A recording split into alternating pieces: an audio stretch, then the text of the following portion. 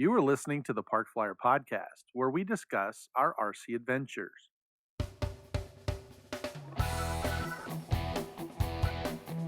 Welcome to the Park Flyer Podcast, where we discuss the ups and downs of the new RC Flyer. Join your hosts, Michael and Jay, as they take flight at the park. Now on with the show.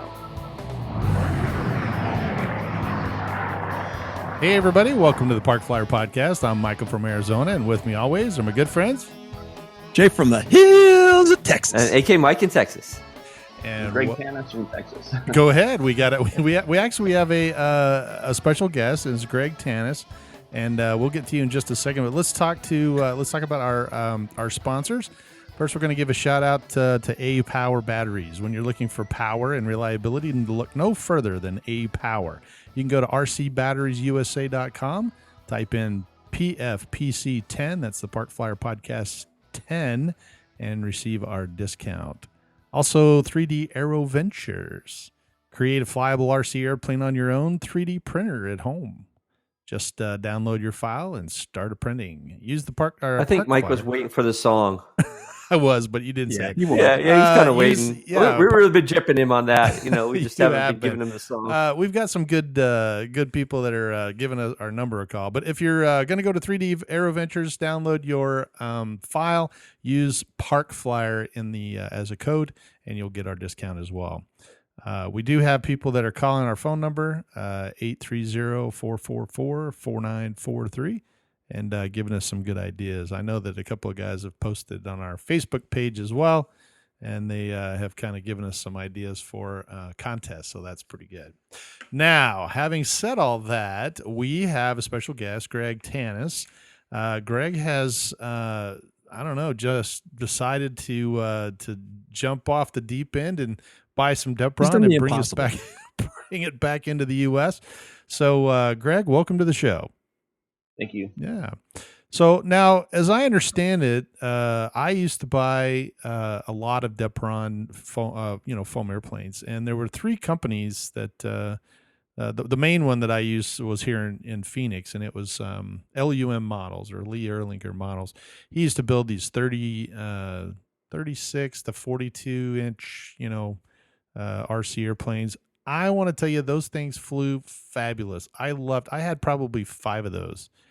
Because I would fly them, crash them, they'd break in half. I'd glue them back together. I think there was more glue and a couple of nose sections on these things than anything else. And but they taught me a lot of my 3D stuff because they're super light. They were, I think they were 6mm Deprons. He had them all printed, so they looked really, really good. And some of them are still out there. I think I have 1 or 2 in the storage, but they were awesome flyers. So. And then Jay and I also had some Depron planes, a Slow Fly 22, which is also another one that we got their plans, and we were able to cut it out. And I think when Depron kind of went away, most of us jumped into the Blue Core stuff, and then Mike and I basically built a couple of Blue Core style F20 or Slow Fly 22s. But I just don't think that they did as well as the Depron. So having said all that, give us an update. Why did you decide to do this? And first of all, where are you calling from, or where are you joining us from? Lorena, Texas. Lorena, Texas. Okay, so you're in Texas along with these two guys, and having said all that, tell us a little bit about you and how you got into this business. Well, I actually started when I was a little kid. I don't know how far you want me to go back, but I just remember just being this, way back when I was a kid. I saw these. Even went up to see my grandma in the Portland area, and I saw these planes flying. I'm like, oh, these are great, And ever since, every birthday and Christmas, I'd get either a motor or a boat or a plane or something. And next holiday, I would get the radio. And it took me 12 months to do it, but I finally got together a setup and started getting into RC as a kid. Even we're talking like 40 plus years ago. Wow, yeah, don't give your age away. Yeah, we're all old guys. Totally get it. So now, do you know any of the history behind why the Depron did leave? Because, it was pretty available, and then all of a sudden it was like zero, man. There was nothing. I don't have a hard story on it, but I've got a pretty good summation. RC Foam was the main importer, and they and I tried to contact them several times. I tried to buy their domain. I tried to do a lot of things, but you get no matter how hard to try to get zero, nowhere. Sure. But I do know that I bought some cases of this. I was buying black Depron and I was buying white Depron. I was buying thousands of dollars worth of Depron. I was making my RC Superhero from my RC Superhero business, and then I tried to buy more black, but they didn't have it available, so they sold me this gray Depron, and it was really floppy. And a lot of people weren't happy with it. I'm like, yeah, I want to return this junk, And so they got, imagine having 1,000 people saying I want that, or however many hundreds of people saying I don't like this stuff, and that had to have soured the pot, having people try to return $8,000. Yeah, sure. And that probably just didn't help. And then there's probably other reasons as well. I don't know if that's when the quadcopter boom started hitting too, and then there was it's really a combination of things. But in the meanwhile, I was just designing the pants out of all kinds of Depron designs, the RC Superhero. Then I started doing. I don't know if you knew, but before I got into the RC Superhero, I was doing a lot of these balsa test gliders. So I learned the basics of how to make caricature shapes fly and how to toughen them up through design and not just by blending materials like chloroplast or whatever. I just learned a lot of blending materials that was just the base material that you use alone, but you blend it with other similarly flexible materials that were slightly tougher for the front end of the aircraft. It's where I'm going to hold this, but it was a big whirlwind of excitement, and I know but it ends up that they got out of it, and like you said, people went other ways. Now some people are doing this and that and the other, but the bottom line, Depron's still the best material. It's just some of the newbies that have come in the last 6 years, they just don't know it because they've never tried it because it wasn't available. But bottom line, is it still the best material? Yes, it's still the best material. And so are there any other providers now still out there, or do you have any competition really? No. Wow. No, because I'm the only North American importer at the moment. And there's a really good reason. Right. Because I just happen to have the funds because I sold my house in Oregon and moved to Texas, and I had some residual. I mean, I'm not a rich guy, but I just had less residual money, and I'm like, my planes just won't fly without it, and there's not a source. Right. And I'm like, well, if nothing else, I'll have a lifetime supply. So either way, I win. So I just I've got another 10 there's some grand. lemonade right there. Yeah. Yeah, exactly. Another 10 grand. I'll do it. And so I started contacting this is where it got funny. Was I looked and looked and looked. I tried to find who makes it, where it makes it, all this, but it's all in German, so you can't find it. Right. And so, but this guy in England, he posted some pictures of these cases that you see behind me here. He posted these boxes, and he was bragging. He's like, well, I can buy it, and he showed some pictures, several, and I zoomed in on this picture, and I got the email off the box. That sounds a man after my own heart. Yeah, so I got the email off the box, and I just said, because they're German, and I'm like, well, English, please. Right. I want to buy a 20-foot container of this stuff, or I want to buy a container of this. And then first they ignored my request, but I just kept going at it. I really need to buy a container of this stuff, trying to come in looking like a big guy. Sure. And then, even though I wasn't. So they finally warmed up to me. And then what was funny is the shipper, that's what's funny is they only allow,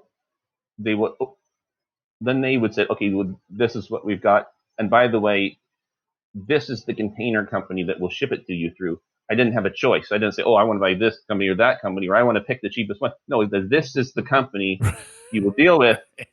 And they didn't like me, and they wouldn't talk to me. And then I basically had to shame them into communicating with me. I'm like, I had to tag them on the emails and saying, would you tell me why this container company won't talk to me because I'm trying to buy $10,000 worth of foam from you. Right. And then they got back to me and they said, well, you're not a big business. And I'm like, well, I'm not, but I have millionaire friends I go to church with that are, and you can ship it to their company, and they will be my business partner. So basically they had no excuse to not ship it to me. Gotcha. So it did get shipped in it. So it was a full container, right? I mean, like a 40-foot container.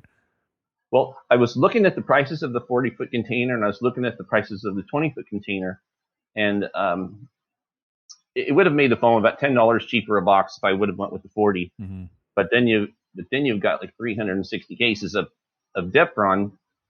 Well, I did buy. That's what's interesting. What also helped me was when I moved from Oregon to Texas, my son's neighbor was willing to let me put a container on his property. A shipping container, a 40-foot shipping container. So I had it arranged that because I didn't want to have my stuff in storage. So I had the money. So I bought a shipping container. We put my stuff in the shipping container, and then we ended up buying a house a few months later. Moved my stuff out of the container into the house, but then I still have this container. And so I had a spot to put the foam when it comes in. Gotcha. And then we had the container moved from his house to my house. I mean, we're talking a lot of money and trouble, and I mean, there was so many hurdles to get to this point of the factory hurdles, right? The shipping hurdles, the instantly trying to learn how to become an international shipper hurdles, the what do you call that? The import. There's especially import specialists that you have to hire, and they're not cheap. Right. I remember like $1,600 or something or more just to have these people make sure that it comes into the country without you getting messed over. Mm-hmm. And the word's escaping me, but the import taxes or they basically import it with you. They're importers, but they help you. They have get it in. It's a customs specialist. They help you get it through customs without it. And then there was something else that was really odd. Was because the shipper didn't like me, the container company. Mm-hmm. They at the last moment they said, "Where's the port?" And I said, "Houston," and they dumped it in Houston port, and they didn't ship it to address like it was planned, and so and then within like 2 days, I had to learn how to hire a truck to go that would pick it up. I instantly learned how to hire a truck to take it from Houston to Lorena, and it wasn't easy figuring out what kind of truck to hire because I'd never done it before. And it's not just your normal. You can't just get a rent. You can't just rent a U-Haul and drive down to the port and expect them to let you in to get a container. Did you know the whole container? There's a truck that picks up the container, brings the whole container to Marina, then you unload it, and then they take the whole container back. Then they take the whole container back to where a moving truck would have worked. Would have been. Right. But so there was so many hurdles, and then even the trucking company, none of the trucking companies wanted to deliver to a residence. Right. Yeah, that's pretty standard actually in the shipping world. So I made this giant ramp. I'm like, hey, I can do this, because I'm in a rural or a country. Sure.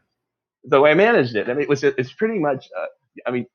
It was almost like you could write a drama story of how to get this from here to here. It was really a story in and of. I guess I said it, but it was a story in and of itself of just to be able to. And I absolutely know why no one else is doing it or can do it or should do it. Right. But right now I have all the contacts where I could do it again, and I'm actually an exclusive. And I've talked with the factory that made it. I'm actually having an exclusive. If I can move enough material, they'll give me an exclusive for like RC Foam had. Right. All the foam you got before, even though we got it from different people, like Grayson or wherever, they were all getting it from RC Foam. We'll have to write a documentary, based on the Depron's view of all this happening, from the Depron's view. Well, I really expected it to be exactly like the old Depron, or I guess I was like not certain, what I would get. Mm-hmm. but they sent me a sample before you get a sample before you buy, $8,000 or $10,000 for them. So, right.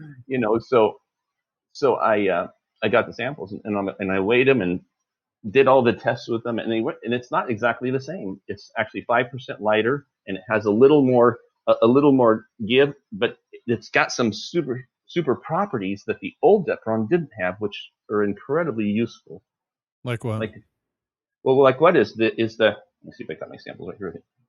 I don't have them within hand's reach of me. Uh-oh. But what the old 6mm foam, it wouldn't take any shape at all. I mean, the shape that it was that's what it was. I mean, other than just a slight 10 degree. And if you tried to force it, it would crack or break, or you couldn't form it in any manner.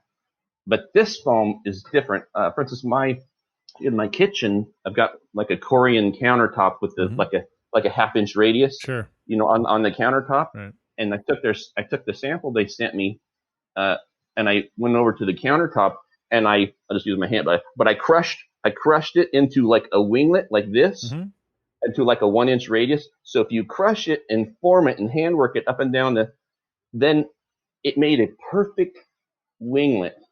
Really? I mean, and not only did it form it, but it has a memory it's still exactly where I made it like a month ago or 2 months ago. It holds its new shape.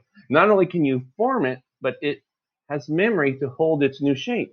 Wow. Well, that's pretty cool. I'm like, ooh. And then what I really wanted about the 2mm Depron that the 3mm Depron couldn't do before was the 2mm Depron, you could put a straight line on it and you could score it and then fold it. Right. Because like my 3D wingsuit, I have a 6-foot 3-dimensional wingsuit that's made with the low poly technique. Have you heard of low poly objects where there's triangles and squares? Have you heard of low poly objects? Yeah. Well, I did that with a life-size wingsuit and made it fly. So that's how the wingsuit works, is with this low poly technique where you score and fold. And originally I designed it to do with the 2mm Depron. And then when I found out, I want to manufacture these wingsuits or sell kits to them or plans to them, but obviously the Depron wasn't available. So I'm like, well, either I give up on a year's worth of my year project to make my 3-dimensional life-size wingsuit. Either I just give up that year of effort I did and a lot of work. And there were so many different programs that I had to use to get to the point where I can cut it into flat sheets and fold it up into this 3-dimensional object. And so, but remember the 2mm you could score and fold, but now the old 3mm Depron, when you scored and folded it, it would kind of work. But what it would do is you would pull it up, and then it would go right back about 90% of where it was. Right. And it really wasn't, because it had so much I don't say integrity, but it had so much where it wanted to be where it wanted to be. But this new 3mm Depron, since it's 5% lighter, you can actually score it. You can lay it down a straight edge, score it with a radius object like a pin cap, and you can score it, and you can fold it just like you could the old 2mm stuff. It's just as good, but it's 3mm, which is even better. Right. But so I'm really excited about the formability of the 6mm, and I'm really excited about the score and fold that the 3mm will now do, which it never could before, but now it will. So with those two properties, it's going to open a lot of doors as what you can do that you couldn't do before. Wow, that's pretty amazing. How did you get? I mean, you've mentioned two things that we probably ought to talk about. One is the RC superheroes, and the other is the 3D wingsuit. Which one of those came first? The RC superhero first. Do you remember the first Iron Man movie? Of course, everybody does. The first Iron Man movie. Right before that first Iron Man movie came out, like 6 months prior, I had like 17, like kind of like behind him, I had like 17 flying planes. And so I was super into RC. I mean, I could pick up a transfer and fly any one of them at any time. So then I thought, well, I've got so many planes now, I was going to start studying aerodynamics. So I picked up a book by Skip Smith, and the best I've ever. You can look up a Skip or Skippy Smith aerodynamics books. They're amazing. lot of pictures, Yeah. That's what.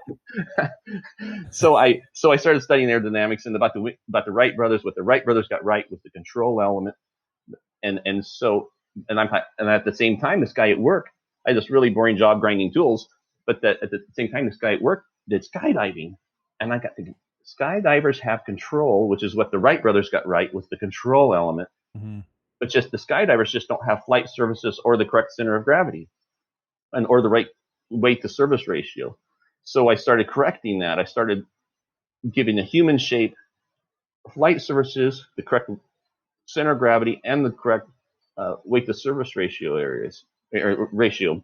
And then I started testing these little balsa gliders with the wings, with the legs bent up like this, like skydivers. They're bent. Right, their knees right. are bent. Their knees are bent as they're falling. Correct. Because they do this. They bow back like this, right. and so they use their tummies. So I started making my gliders like that. But whenever they would hit the walls, the feet would whip forward and break the legs. So I was having problems with my little gliders. But then when the Iron Man movie came out, I'm like, I've got to straighten out the legs. And so I straightened out the legs, which had to move the CG even farther forward. Right. I mean, it was already here. It was already, here, but then it moved it up even farther. And so, but nonetheless, I had to do it. But that just, what that did is it super, you wouldn't think that moving the CG forward would help that much. But what that did is it forced me to use, to toughen the front of the plane with coroplast, and like the real design material stuff. Right. So I hardened the front of the plane, and then I used like a big heavy battery, like a 3,000 milliamp battery, and then I used these giant motors, this 3 and 4, 100 milliampere. I think they're about like that. These big 30 millimeter motors and 40 millimeter motors, and so you got these giant motors that put out between 4 and 8 pounds of thrust, depending on which model you're talking. And so I ended up with, you talk about, you got a 3-pound plane with 6 pounds of thrust, and that's why I got the vertical takeoff RC superhero video. So you just don't even have to throw it, and then up it goes. And so then when I started getting a lot of views on that, then this, I don't know where you want to go with this, but then this company called Thinkmoto. They did promotions at the same time. They were trying to promote the movie Chronicle. It's a movie about these 3 teenage superhero kids that got these powers. Right. And then, and so they actually used my planes to promote the movie Chronicle. And so I made up these custom kits, sent them to New York. This guy made them, and they flew them by the Statue of Liberty and the Brooklyn Bridge, which anything flying in New York after 9/11, it was to be looked at. Sure. And then they did something else, which I still to this day don't know how they did it. I guess this takes money. But they bought Yahoo homepage. They bought the homepages of all of the different. You can imagine everybody for 1 week, everybody turns on their computers. First thing they see, this video. And so they had 8 million views in 8 days. Wow. That's pretty amazing. It's called the Flying People in New York City video. Huh. And then with that, it ended up getting on MSN. Or what was it? It was well, there was it'll come to me. There was this international news. I forget. There's this international news company that it got on the international news worldwide. Mm-hmm. And then I kind of planned it to when that movie came out, I had my kits and plans available. Right. Oh, right. So that's smart. I kind of got in trouble for it, but I got my kits and plans available, and I got away with it somehow. And so I ended up getting international sales from this thing. And I was making like back then I was making like $50,000 a year as a machinist. Yeah. But then I was making like 3 times that per month. I was making like $20,000 a month selling my kits, because what was funny is that the superhero kits, they started at a couple $100 and they weren't selling. So I put it up to like $299 and they weren't selling. And what was weird is when I got them up to $400, they started selling. Yeah. That's typical marketing. Yeah. And I'm like, then it's what was funny is I couldn't keep up with the demand. Yeah. And so I'm like, I put them up to $600. and they were selling faster than I could make them. Wow. I was making like 5, 6 of these things a day. And because there's about $100 worth of materials in the box. Right. You know, I don't know if there's not very many people who put like $100 worth of materials in the box, but that's what I was doing. They were getting their money's worth. They just needed somebody competent to put them together with. What it was TV stations all over the world. I've sold them to TV stations in Turkey. They were flown for the King of Kuwait. Wow. That was a funny story in and of itself. I had this Jewish guy that was building them and taking them to these Arab countries and flying them, and it was just hilarious. And like, for instance, the people in Turkey, they are really into superheroes. They even have a city called Batman. Oh, wow. And they make their own Batman movies. If you ever look up Turkish superhero movies, it's bizarre. It's ridiculous. Huh. But they really, really love superheroes in Turkey. And what's funny is and they paid $1,000 for it. It was when I stopped making the kits, because I started to go into just making toys for toy companies. I was making prototypes for toy companies. I was in demand. Mm-hmm. So like Hasbro and Mattel and a lot of other companies were trying to pay me to make prototypes for them. And I'm like, I'm not making kits anymore. And they're like, we'll pay you $1,000. I'm like, okay, I'll make one. Yeah, right. What would you like? Tuesday, Wednesday. Yeah. How soon do you want it? So, so the superheroes kind of morphed into the 3D wingsuit. Is that or were they just two totally separate projects? Well, that was what was funny. I was actually, this company called EV Brands made the toy version of the Iron Man. There was something else I didn't quite talk about yet. I'll just back up just a hair. Is when the superheroes started going, then Robert Downey Jr.'s office called me and said, "Oh, we want you to make a custom superhero for Robert Downey Jr. We have this. We want to give him a gift for doing the Avengers movie." And so I spent a couple of months made him a custom RC superhero. I basically, when I made the Iron Man, or when I made RC superhero, I basically took a profile. Have you guys ever seen that profile picture of Iron Man where he's flying on a poster and he's like stretched out? He's like, he's like.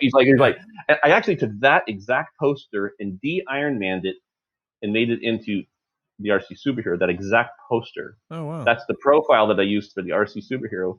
And then when they said, "Can you make Iron Man?" I'm like, all I had to do was remech him. Right. Just both the legs and everything up just a little bit and just remech the surfaces. I mean, it was already Iron Man, but they didn't know it. So it was really easy. It was the profile anyway. It wasn't really Iron Man. It was a similar profile. We're trying to keep you off the lawsuits here. Similar profile. So I made that for him, and then and that was what was funny is it's probably the most expensive foamy airplane ever. They said, how much do you want? I want $5,000. And that, and they said, why so much? I said, I'm a busy guy. Yeah. And they gave me this story, which is a complete lie, but they said, well, we only have $2,770 in our PayPal account. Will you take it? I said, I'll take it. We can't put any more money in our PayPal account.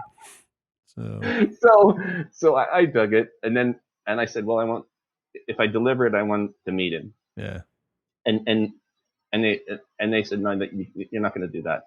And I said, well, I'm not delivering it then. They said, fine, make it anyway. So I make it, and it's all ready. I send them pictures. They said, when's it showing up? I said, when are you picking it up?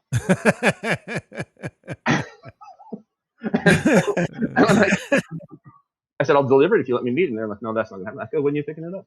So they arranged a crating company. And there's always shipping companies everywhere, right? So they make this massive crate the size of a pickup bed, and they deliver it to my house. I put the hero in there, and they ships it off to down there, and then they fly it. I don't know if they were drunk or what, but they said he called me back after they flew it and crashed it half a dozen times. He said, I knew we should have had somebody that knew how to fly an RC airplane here when we did this. Right. But these guys just crazy rich, flying the plane. They don't know how to fly. It's 6 foot, 8, it has 7 pounds of thrust, and they were flying this thing straight up, looks like Iron Man. They have no idea how to fly it. And so it must have been a blast for those guys, but they busted it up pretty bad. So this toy company called EV Brands, they wanted a relationship with Marvel, and so they offered to have it shipped back to me to fix it. And of course, they got rid of the crate, so they had to pay for another crate to crate it and ship it back to me. And then I repaired it for free and sent it back to them. And then they had a relationship. EV Brands, this toy company, had a relationship with Marvel, and they started making this little toy version of Iron Man. And I was actually when I thought of the Wingsuit Man, since I'm getting kind of tight back to that, when I was in the office, and we were actually sitting around with about a dozen people, and they were discussing the different variants of this little Iron Man toy, like Captain America, and the different variants that they were considering and had done. They wanted prototypes for all of the superheroes, and which didn't materialize, but they were conceiving it at that time. And I had this little epiphany, and I go, in the meeting with those guys there, I said, I can make a wingsuit fly. And they're like, what did you say? I said, I can make a wingsuit fly. And they said, well, great, give us a prototype. So I gave them these little prototypes of these wingsuits that were flying, and for toys, like with the same thing with the variable, the thrust. Mm-hmm. And so I started doing prototypes for them, which they proposed around. But then ends up there was the largest, for instance, we all know who the largest chain is, the multi-billion trillionaire store chain, I think it's Walmart or whatever, but but ends up that they bought like 50,000 of these little toys. Oh, wow. And then they said, and we want you to give us back some of the money. And because that's what I don't know if that's what they do to every company that they buy from or not, but they tried to do that with EB Brands. They said, okay, well, we bought 50,000 of them, but we want you to give us a kick. I don't know if it's under the table or what, but they wanted a kickback. Somebody wanted a kickback. Right. And so EB Brands is like, that's not going to happen. And so they said, well, then what they said is, we won't put them on the shelf. Oh, wow. And then here they imagine having 50,000 toys that you won't put on your shelves that you own. And so Black Friday comes, they don't put them on the shelf. Christmas comes, they don't put them on the shelf. And then I talked with the Walmart buyer for a different toy company that I was dealing with, and they said, why didn't your Iron Man toys sell? I'm like, why didn't you put them on the shelf? And then the toy company just went white as a sheet. They're like, the people are like, you can't talk to the Walmart buyer like that. I'm like, well, I just did. Yeah. Why didn't you put my toys on the shelf? And that's a fair statement, Huh. And so but it's the toy world, as you may or may not know, is absolutely brutal. And if they can save 5 cents, they'll do it. But there was something that really interesting that happened is with EB Brands, what they did is this isn't the transmitter, but the EB Brands, they had this as EB Brands had this little red transmitter with it kind of looked like an Iron Man theme. But what people don't know is that transmitter is amazing. Really? You think, well, how can a toy transmitter be amazing? They put $5, which equated to the $25 or half the value of that plane, was in that transmitter. That transmitter had a signal that was just as good as our RC transmitters.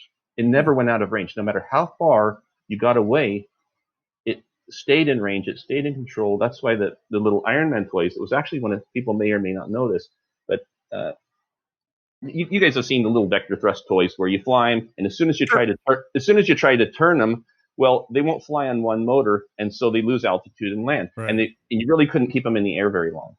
But the Iron Man toy, from what I understand, was the first toy that you could actually turn and get back on both powers. Because I had this little motor beam where it had a motor thrust here and a motor thrust here, where a turning head, it was actually had the patented turning head right here, to where you could actually get the plane going this way, and then you can get back on both power really quickly, so you could keep the plane in the air. Because of how quickly it would turn. Right. So, I'm sorry, just give me 5 seconds. I'm just going to turn that off. My son's calling me, but nonetheless, so it was really neat to see the how quickly it would turn and all of that. But I kind of lost my train of thought there. I'm sorry. I did put on vibrate like you guys. That's okay. It's vibrating. Trust me, we've had so many mishaps on the, we can edit it or post edit, but it's hilarious. One of us always has something going on. our phones or emails or whatever. So that's basically how it come around to. That's how the relationships formed, and then that's how I came up with the idea for the wingsuit. Was in the toy company's meeting. I started making samples for them, which didn't. Mm-hmm. They got the samples, but they at the same time then after that happened with the sales with little RC Extreme Hero was what it was called, mm-hmm. EB Brand's RC Extreme Hero. Which, by the way, if you ever want a really cheap little toy like for kids, you can buy that toy, and the radio is insanely good, and the receiver part's really good. But what all the batteries are dead though, and the motors are actually really powerful for their size. They actually did some science on those, whatever it is, but those little motors are really powerful. But if you cut those little motor system out of there and the power, all the batteries are dead, but because of the age of whatever. But if you just hook in a little a hobby terminal, a little hobby connection for it, right? Oh, you'll have a little hobby setup, a radio setup that you will not run out of range, and it'll be powerful, cheap. I mean, you can probably get them for $15 now online. Huh. And so that's where that's going. So then I started developing the little wingsuit from this toy version into.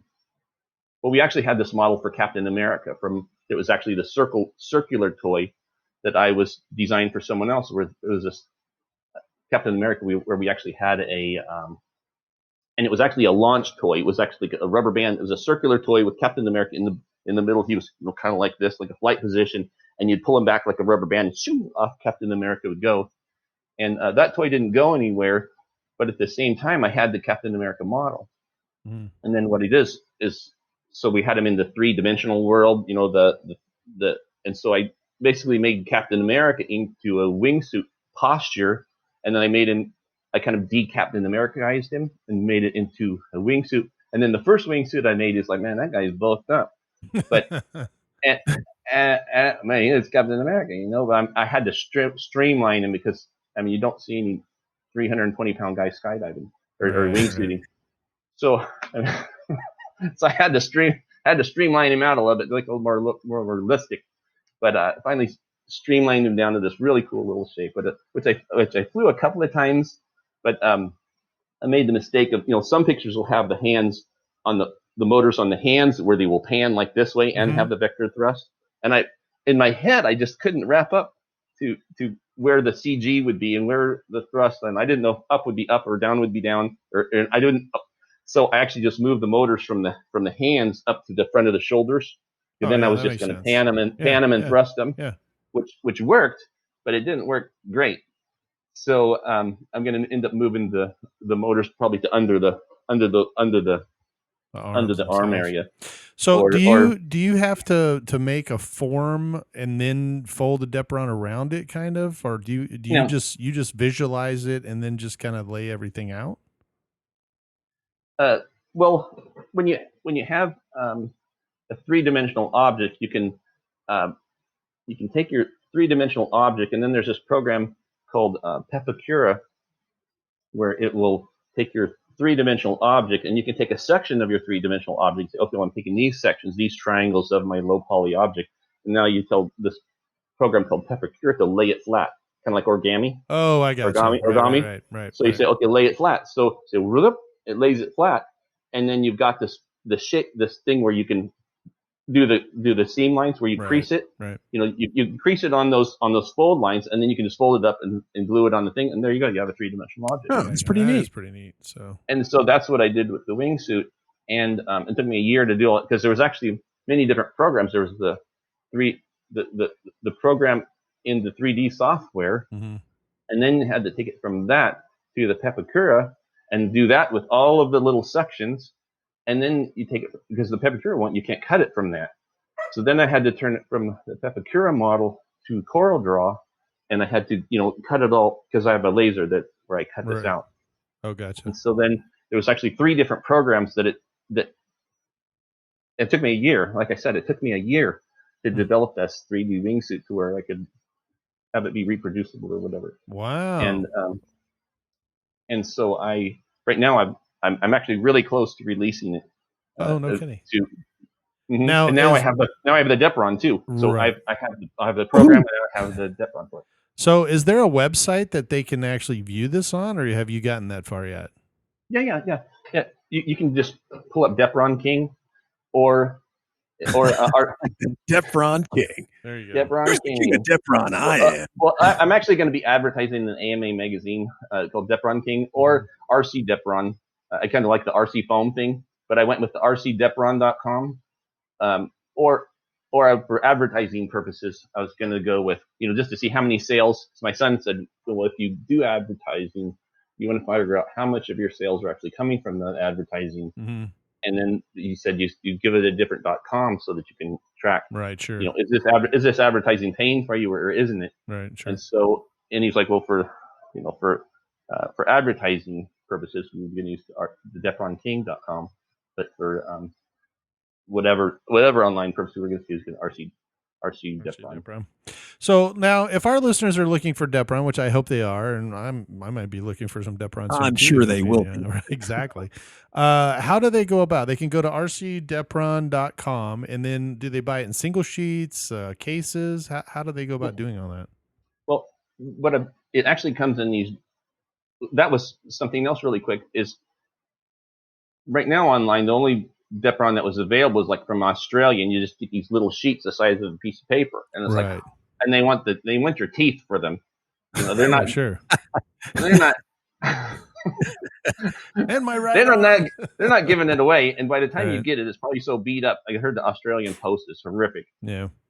Nonetheless, so all of this was completely unacceptable to me, because I needed my foam to sell my planes because my planes won't fly without it. Right. It just won't, because all of my CG points and all that, and it won't fly with foam board. My planes won't fly with foam board. I tried the foam board. I disliked it so much because I loved Depron. It was so easy to glue. It was so easy to cut. It was so easy to fold. It was so easy to form. It was just 3 times lighter. Right. And it was just a miracle dream to work with. And you don't have to use hot glue. I don't have to burn myself all the time. Mm-hmm. So I really don't like burning myself. So maybe that's my problem. There's a problem right there.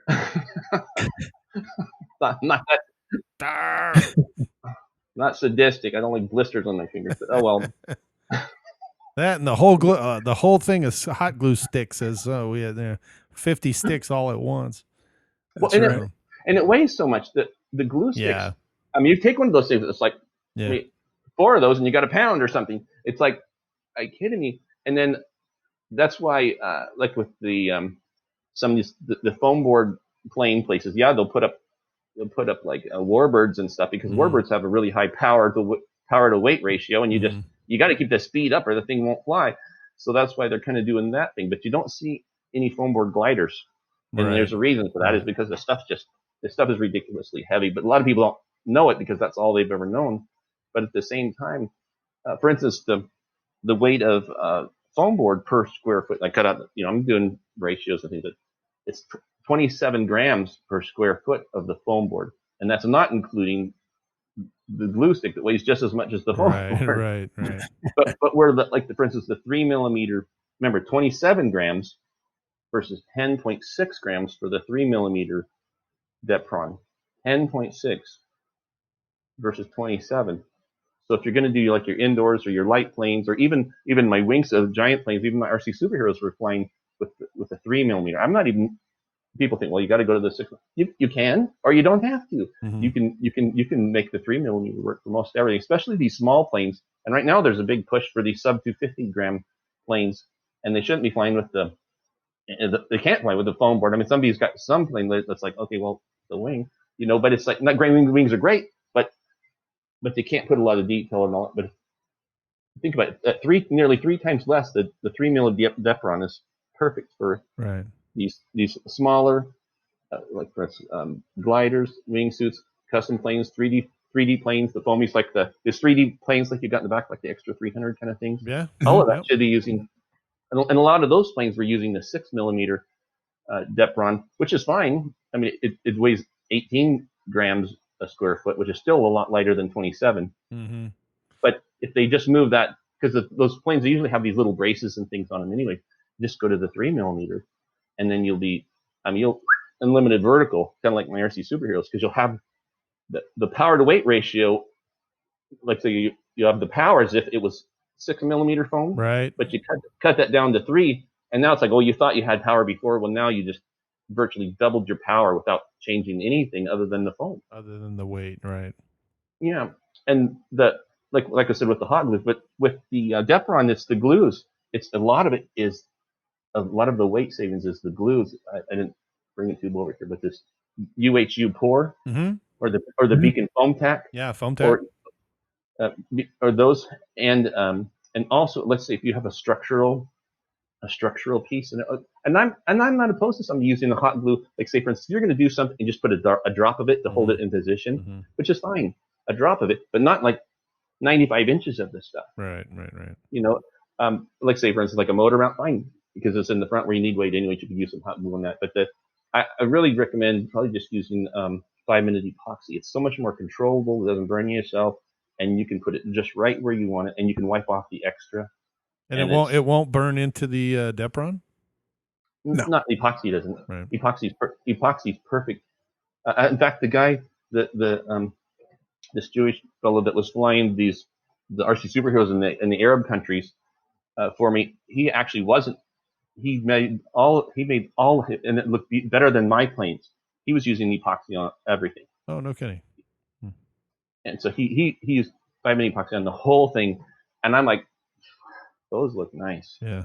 Because the thing with you put something together, and then it's kind of like caulking in the house where you caulk, and then you can just wipe it off, and then wipe off the rag, and because you can work with it for 2 minutes before the stuff dries. Right. And they really look nice. That's cool. Which hot glue is like, and then I burned myself, and it's like, and then you got, well, that's more glue than I wanted, but I can't get it off. You now. Can't get it off. Yeah, and so, and then, the guys, I actually have I was talking with the guys that, the guys at FRC Foamies. They're the same guys that are promoting the RC Powers planes. Okay. All right. Do you know those guys? Yep, yeah. Well, I've actually been in communication with them. I actually, they've actually sent me the plans and stuff where I actually can, as soon as I have time, I can start doing their kits for their planes. That's cool. So that's really neat. Those guys are working with me, and I sent them a bunch of Depron, and so they're super nice guys. They were gonna give them a little FRC Foamies and the RC Powers, but that. So what sizes do you carry? You obviously you've been talking about the 3 millimeter, right? Yeah. And the 6. Well, there's the 3 and the 6. The full case is actually 49 inches high. I mean, like, I'll pan down here for a second. You can see this. I mean, it's like 49 inches. Right. We're talking over each sheet is over 4 feet tall and 31.4 inches wide. So that was something else that is a small sheets. You're limited, like a page size piece. Right. You're limited into what you can make. Sure. It's like, I don't like I don't like limitations. I don't mind guidelines, but I don't like being limited by materials. And so, but so somebody can, because I like building big projects that catch a lot of attention. You know, sure. So this is what I like to do. But even then, it's just even material usage. You know, like say even those smaller planes. Say if you wanted to cut out 7 of those planes per sheet, you know, so for the $3 a sheet you spent, you could cut out 7 airplanes. I mean, you do the math on that. That's pretty cheap. Yeah. And so the big case is 49 by 31.5, and then I also did a half cases, which is what you're seeing up here. That's a case cut in half widthwise. Oh, I got you. So then it's the 49 cut in half, and then you still have the 31 point. So it's actually in the 25-ish, almost 25 by 31.4, which is still a big sheet. It's bigger than a sheet of foam board. Wow. Yeah. So if somebody says, well, I want my foam board size, well, you've got it, you know, and plus some. And then they also have some quarter cases that are like 15. It's 15 by almost 20, like 24 plus. Oh, wow. So and those are the quarter cases, which you can get for about $40. Now hey, so I jumped out to the FRC Foamy site real quick just to kind of see, because as I had actually not heard of them, and what's kind of interesting is that they're selling their plans or whatever for 50% off because of Corona right now. Right. So like go. until further notice, I was like, wow, okay, that sounds good. So now we can actually get Depron and we can build these cool planes. So it's kind of cool. Yeah.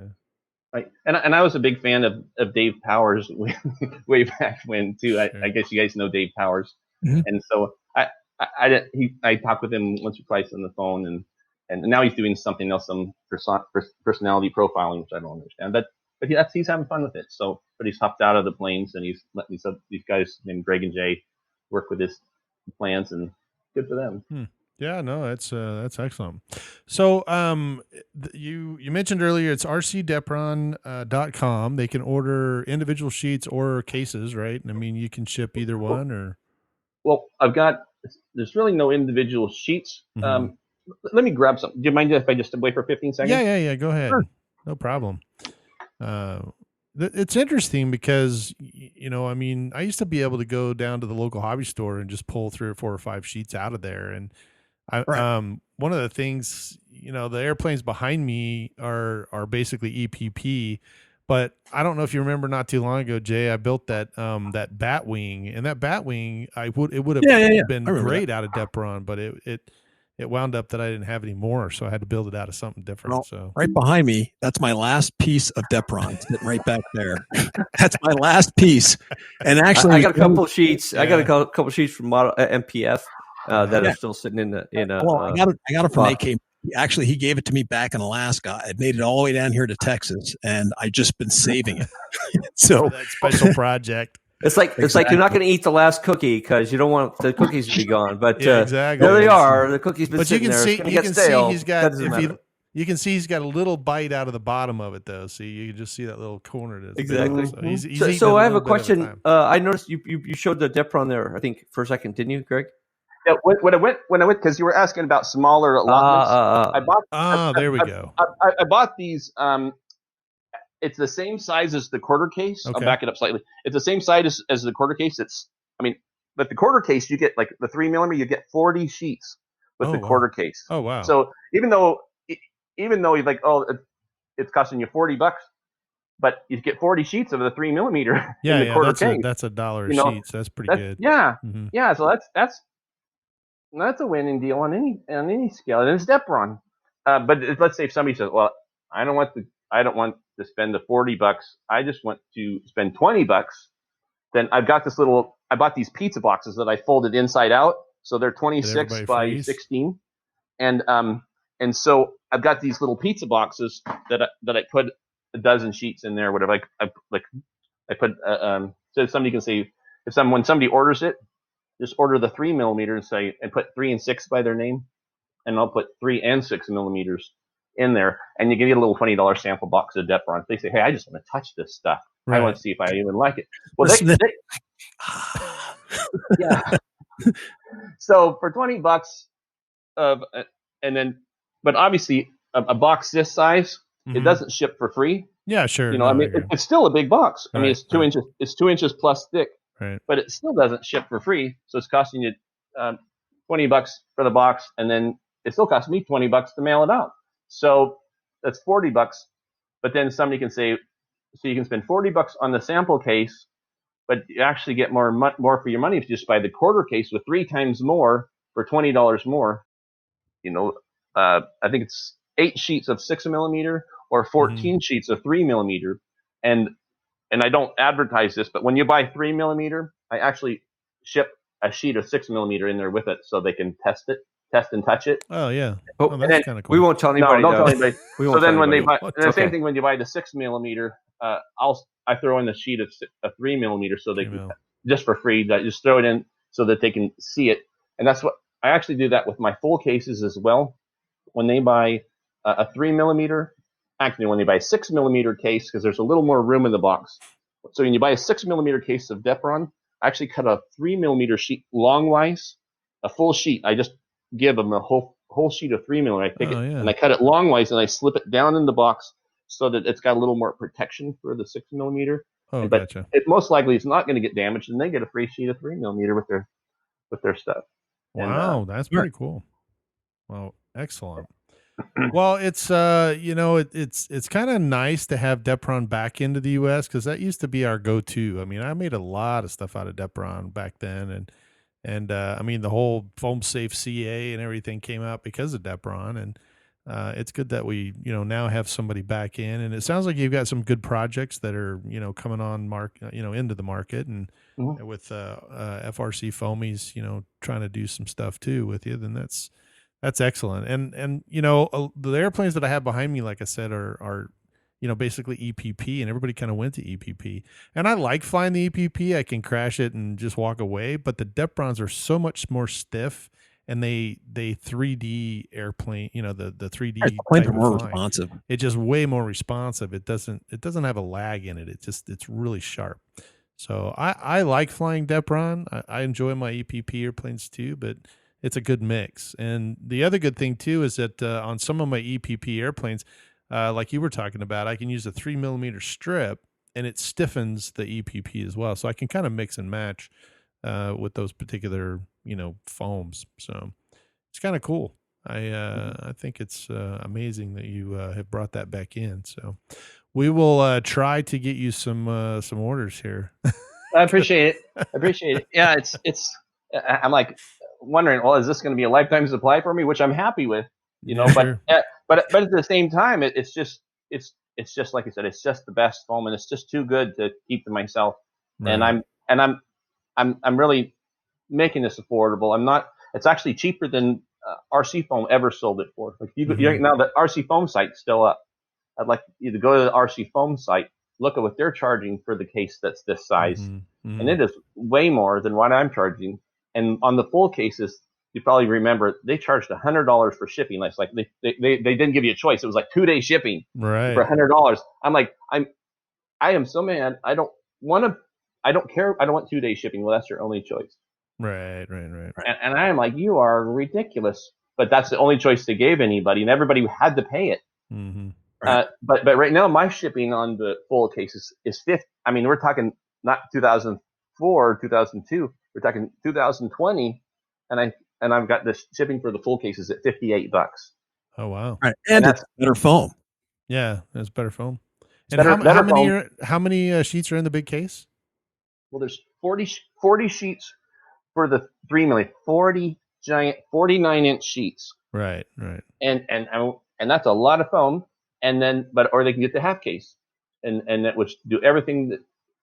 And there's still the 40 sheets in the half case too. There's still 40 sheets in the quarter case. Right. Okay. Um, All right. but the 6 mm, there's 20, because obviously you go from 3 to 6, you just Right. You doubled your. doubled your right. So Double your space. there's 20 sheets of of foam in the big case. There's 20 sheets of six Oh, I see what millimeter you're saying. foam in the Gotcha. half case. There's Gotcha. 20 sheets of foam in the quarter Right. case. But the sample case obviously a little bit less because it's only 2 inches thick. Wow. Okay. Yeah. For Well, it 20, sounds the like 20. Rick needs to come out to the Arizona Festival. Yeah, we're gonna have to invite you out there. Okay. I know a couple of guys that may be driving up here anyway, so we might be able to get you up this direction. But yeah, the Arizona Electric Festival happens in February, and they, it's all electric airplanes, and a lot of guys out here are builders. And we have, as a matter of fact, one of the guys we've had on the show before has built some very impressive airplanes, and actually one year built like an R2D2 unit, or wasn't an R2D2, it was something else, RD5. Anyway, it was a full mobile, it was all made out of foam, but it was pretty amazing. He's done some really, really good work. Yep. We have a lot of guys here that are very talented, and the fact that they've got Depron back out, we'll get the word out for you. So, Well, I appreciate it. And there's something else that I've noticed, and I don't think it's just me, but the Depron planes, they look nice, yeah, and they look really nice. So if it's like if you have Right. some of the foams with the paper on them, there's only so much they can do. I mean, yeah, they can remove one side and fold it over, but right, they still can't sand it, and right, and they still can't shape it and sand it, and like you can't make a flawless canopy Right. out of foam board. It's just not going to happen. But you right. can. I did that with a lot of the toy projects. Well, I just took the 6 mm and I just stacked up 10 sheets, and then I just carved it and sanded, and you can make an absolutely flawless, perfect little Depron canopy. And so Yeah. you can sand it, you can shape it, you can cut it, you can and they, in the hands of somebody has just a little bit of care, they can look really, really nice. And that's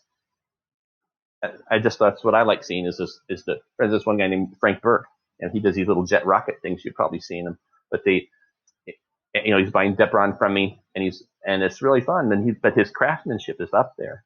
Right. And there's a lot of guys that their craftsmanship's up there. But when you see those guys, oh, that's nice. What's it made out of? Depron. Right.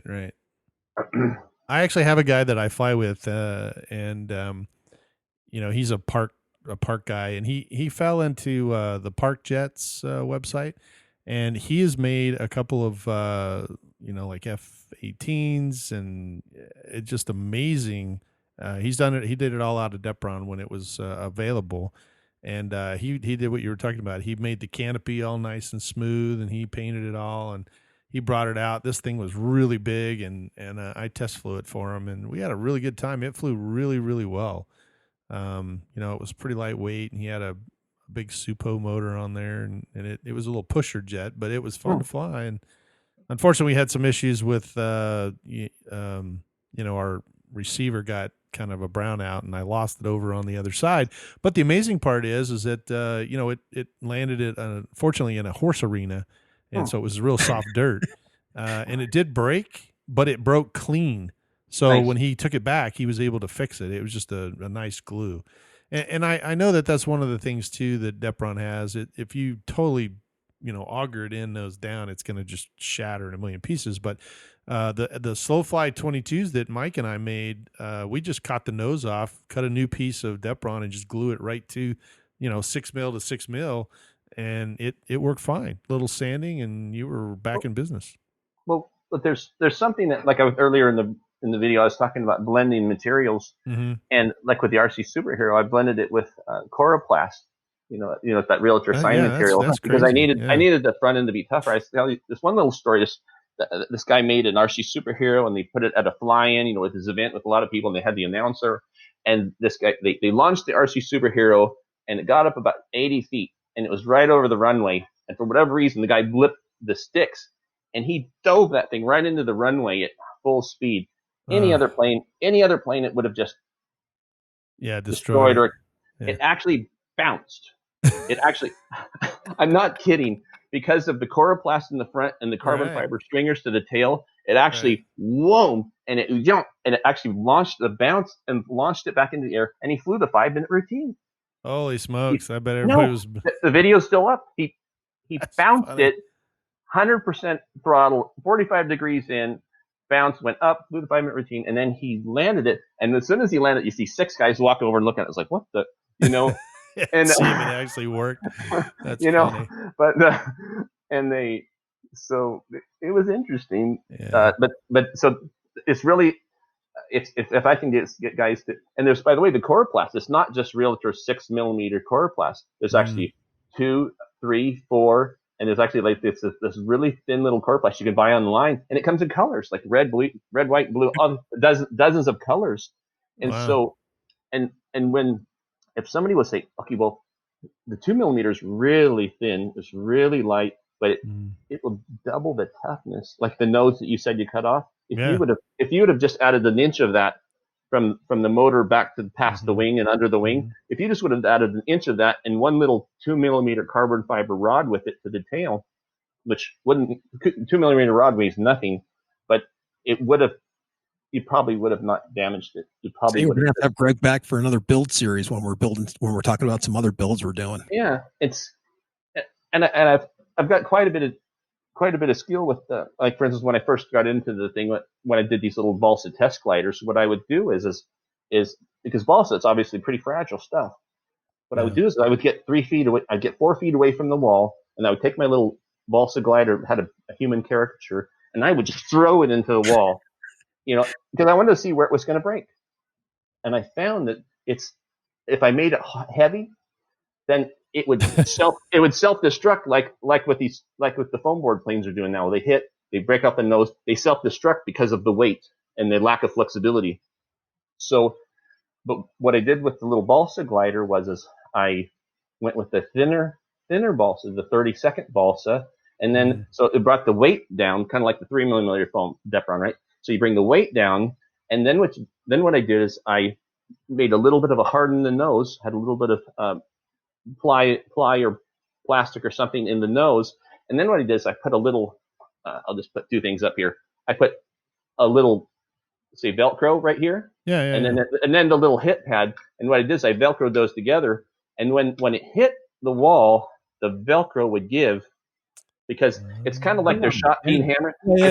All of the destruction power is the millionth of a second at first impact.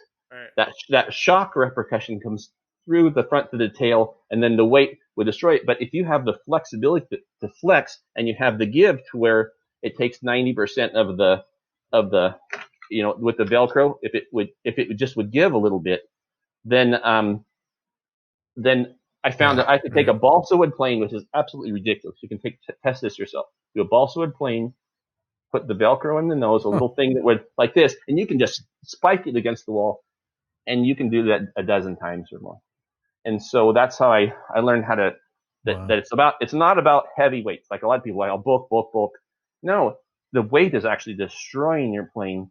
It's about flexibility, and it's about give, and that's what's going to make your planes. It's like where somebody else, oh man, he's rebuilding this plane every week. Well, you won't be rebuilding your plane every week. But, Jay, you're absolutely right. We're going to have to get him on to talk about building planes. Okay. Yeah, that's right. I'm putting down on the list. Let's see, December 23rd. Yeah, okay, no problem. There you go. And I didn't mention, but I also have a 9-foot SR-71 that I designed and flew, and it's like it's a wing, but it's like from the spars, instead of going sideways, the spars go from nose to tail, and the ribs are sideways. Oh, wow. Okay. Well, we're going to have to, we're going to have to save that for another time, but yeah. So unfortunately our hour is up, but, we would love to have you back on the show if that's okay. I mean, yeah. Hey, well, wait, before Greg goes, I got it. You talked about it kind of off before we started, when I called you on the phone, but can you just go over the Barbie story real quick? Okay. I was hoping you were going to touch upon it, but Like, let's give it a 2-minute time limit here. Just give us a quick version. Okay.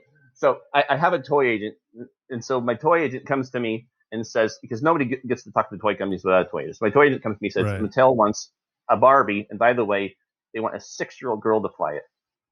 And I'm like, well, Barbies don't fly, and 6-year-old girls don't fly planes, but I'll try. So in Oregon, we had this plane called Fred Meyer. Go to Fred Meyer, buy a bunch of Barbies, break their arms, legs, and I broke every joint in her. And then to put her in a flight position, and then I clayed her up and vacuum formed her, and then I put some flight surfaces on her, and I put two motors under her cape, and I put a cape behind her, and ends up Barbie flies insanely well. I mean, Barbie rocks. The problem was when I sent the plane back to them and I sent the videos, they're like, I mean, she almost looked like a prostitute, because it's like because they're like what's this? I go, Barbie's hot. I mean, I just vacuum formed her and out it came. I didn't add anything. I didn't add anything to it. Right. I just vacuum formed her, and that's what popped out. Wow. And so what was funny was it would go in this little 30-foot circle. So all you had to do and I developed this timer. A lot of my toys are timer flight, like the little wingsuit that Playmates has a little toy wingsuit, by the way. They're timers. Right. So you push the timer, 6 seconds, flies around to you. So Barbie would fly in this little 30-foot circle, push the button, let go of it, flies around, comes right back to you. So a six-year-old girl can fly Barbie, and Barbie does fly. But the problem is when they actually handed it to a real live little girl, they didn't give her a hairbreadth, and she's with her hair hanging down, zip, reeled her in, screaming, and the motors, because it's still, the motors are still spinning, right, because it's on a timer, right? And so it's been for the full 10 seconds while she's so reeled this poor little girl, but reeled her in, and they had to rip the motors out to save her from Barbie. No. So it's kind of like you've seen those little Flutter by Fairy things where they put it out in the air and it flies right into the fire. Yes. Yeah. And that's usually the story of the greatest ideas in the world, right? You're like, wow, this is the greatest idea. And then just something small and you go, wow, that couldn't have happened any worse, right? Well, there was the old unintended consequence. That's it. Well, I could do another quick story for 10 seconds, but Hasbro wanted me to do this flapping My Little Pony. And so I did this flapping My Little, it's gorgeous, right? And so, but then when they made their version of my toy, and I wasn't there, but they flew it for the president. And so My Little Pony's flapping, it's flying, the little helicopter, coaxial helicopter above it. They let go of it, and it flew right for the president's face and flogged him. Oh, no. Not kidding. Not kidding. So that kind of stinks. And that's why they call him One-Eyed Jack. That's right. One-Eyed Jack. That's awful. Well, I wonder how many people got fired in that meeting. Yeah, no doubt, man. He probably fired the whole board. But no, there's so many funny stories that if you guys just want me on for a funny story episode, absolutely. We'll have you back, Greg, for sure. We always want that. Yeah, we always love funny stories. It helps our viewership as well. But well, let's see. If you are looking for Depron to build any type of RC airplane or project that you can, from the king of Depron, Depron King, not the prince, Depron King, King, of Depron. That's right.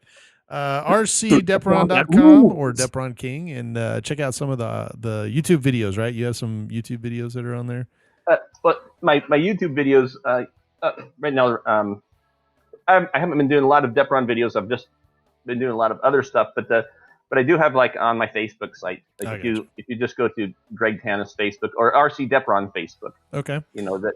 Then you can see a lot of my pictures of like what you see behind me, and a lot of I have a lot of articles where people that I've sold Depron to, and the articles that they're putting up that they're making with it, like Frank Burke and some of these things. So I put up interesting Depron articles on the RC Depron Facebook. All right. Well, we'll and then my YouTube channel, if you ever want to go there, it's Born to Fly. Born to Fly. There you Born go. Born to Fly.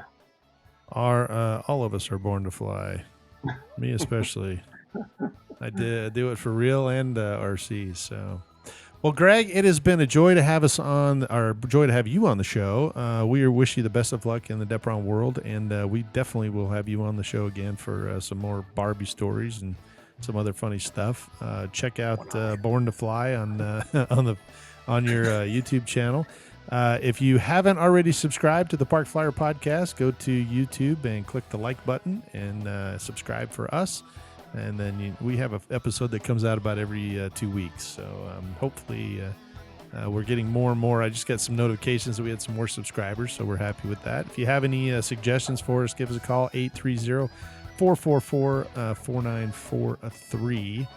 And wow, this hour just went. One last plug here. This is No Shave November, so Jay's got a big head start on that. Yeah, actually, that's not true because I had a big head start too, and they called me to go to Paris, so I had to actually go fly. Yeah, well, they still accept that. Even though you're shaved, they still accept that you made the effort. Well, Jay saw me, so I've got Jay. Yeah, Jay's actually giving me the heads up. So right, but you got your job has limitations. What do you do? What can I do? We'll try it again. I'll see how long I can last. Well, maybe what you can do is get a fake beard and put that on. It's a Santa beard. Solidarity. Nice. Get that fake hair stuff they spray on their heads. That's right. Just spray it on here. Exactly. That's awful. So. I'm going to let my hair grow, too, on the top of my head. I don't think you'll notice, but I'm going to let it grow. You give it a good try, man. Give it a good try. So, well, from Arizona, I'm Michael. And from the hills of Texas, I'm Jay. And from Texas, this is AK Mike. All right. We'll see you in 2 weeks. Let's fly. You have been listening to the Park Flyer Podcast. Thank you for joining us, and we look forward to your next visit. Please give our show a star rating and review, and feel free to email us your questions, topics, or suggestions to parkflyerpodcast@gmail.com.